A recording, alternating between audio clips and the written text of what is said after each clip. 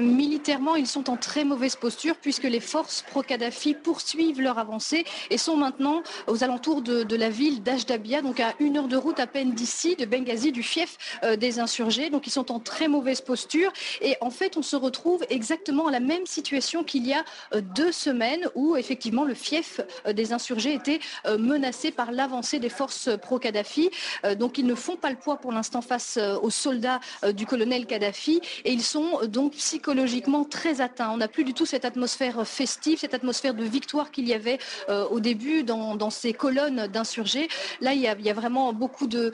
Ils sont très désemparés, il y a beaucoup de désorganisation. Et puis, on sent aussi pas mal de tensions entre eux. On voit des petits accrochages lorsque nous sommes au front entre les insurgés eux-mêmes qui ne savent plus quoi faire, qui ne savent plus où aller. Et il n'y a pas de moyen de communication. Donc, quand ils essuient les tirs des forces pro-Kadhafi, eh bien, ils s'énervent entre eux. On ne comprend pas à qui va la faute. Donc, militairement et psychologiquement, ils sont très atteints et ils attendent toujours ces frappes de la coalition pour les sortir de leur mauvaise passe. Mais pour l'instant, on voit bien que ce n'est pas suffisant sur le terrain.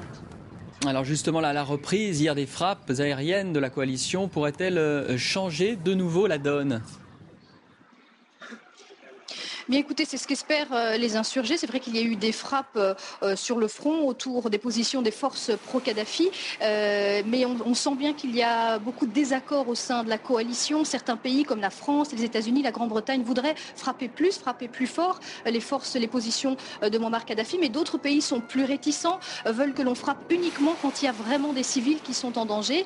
Et puis de toute façon, il y a un autre problème, c'est que les forces de Kadhafi ont changé de stratégie. Ils n'utilisent plus des gros blindés, des chars, des gros camions qui étaient très visibles depuis le ciel. Ils utilisent maintenant les mêmes armes en fait que les insurgés. Ils avancent en pick-up, sur des pick-up très armés, mais sur des pick-up qui sont très mobiles. Et donc ils n'avancent plus sur la route, mais dans le désert, ils bougent beaucoup. Et donc ça, ce sont des cibles qui sont beaucoup plus difficiles à atteindre par les frappes de la coalition. Donc il faudra très clairement autre chose que ces frappes pour aider les insurgés d'un point de vue militaire. Les armées peut-être effectivement, mais il y a aussi ce problème d'utilisation de ces armes puisque les insurgés ne sont pas préparés.